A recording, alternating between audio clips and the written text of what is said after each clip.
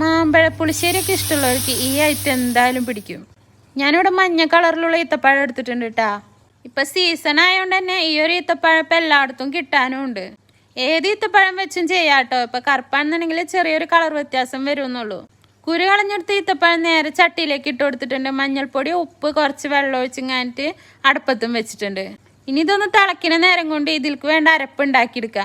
തേങ്ങ ഇട്ട് കൊടുത്തിട്ടുണ്ട്, പച്ചമുളക് ഇട്ട് കൊടുത്തിട്ടുണ്ട്, ചെറിയുള്ളി അല്ലെങ്കിൽ സവാള ഇട്ട് കൊടുക്കുക, 2 അല്ലി വെളുത്തുള്ളി ഇട്ട് കൊടുത്തിട്ടുണ്ട്, പിന്നെ വലിയ ജീരകം, കുറച്ച് വെള്ളം ഒഴിച്ചിങ്ങാനിട്ട് ഇതുപോലെ മഷി പോലെ ഒന്ന് അരച്ചെടുക്കുക. അപ്പോഴത്തേനും ഈത്തപ്പഴമൊക്കെ അവിടെ തിളച്ച് വന്നിട്ടുണ്ട്. ഈ അരപ്പ് നേരെ അതിനകത്തേക്ക് ഒഴിച്ചു കൊടുക്കുക. അരപ്പ് ഒഴിച്ചപ്പം തന്നെ ഇതുപോലെ മോര് ഒഴിച്ചു കൊടുക്കുക. ഇനി ഇതിലേക്ക് ആവശ്യമുള്ള ഉപ്പും കൂടെ ഇട്ട് കൊടുക്കുക. ഇനി ഇതെല്ലാം കൂടെ ഒന്ന് ഇളക്കി കൊടുക്കുക. നമ്മുടെ ചാനൽ സബ് ചെയ്യാത്തവരുണ്ടെന്നുണ്ടെങ്കിൽ ഒന്ന് സബ്സ്ക്രൈബ് ചെയ്തേക്കണേ. ഇനി ഇത് ഭയങ്കരമായിട്ട് തിളക്കേണ്ട. ഇതുപോലെ ഒന്ന് തിളച്ച് വരുന്ന സമയത്ത് നമുക്ക് ഗ്യാസ് ഓഫ് ചെയ്യാം. ഇനി ഇതിലേക്ക് താളിച്ച് വയ്ക്കേണ്ടത് ഉണ്ടാക്കിയെടുക്കുക. കടുക് പൊട്ടിച്ചെടുക്കുക. അതിനുശേഷം ഉലുവ ഇട്ട് കൊടുക്കുക, പിന്നെ ഉണക്കമുളക് ഇട്ട് കൊടുക്കുക, കറിവേപ്പില ഇട്ട് കൊടുക്കുക, ഒരു നുള്ളു മഞ്ഞൾപ്പൊടിയും കുറച്ച് മുളക് പൊടിയും ഇട്ട് കൊടുക്കുക. ഇനി ഇത് നന്നായിട്ടൊന്ന് മൂപ്പിച്ചെടുക്കുക. കരിഞ്ഞു പോകാണ്ട് നോക്കണേ. ഇനി ഇത് നേരെ ഒഴിച്ചു കൊടുക്കുക. സംഭവം ഇവിടെ റെഡി ആയിട്ടുണ്ട്. ഇതൊരു 1.5 മുതലാണ്. അപ്പം എന്തായാലും ഇതൊന്ന് ട്രൈ ചെയ്ത് നോക്കിക്കോട്ടാ. പിന്നെ സബ് ചെയ്യാൻ മറക്കല്ലേ. അപ്പോൾ ഓക്കെ.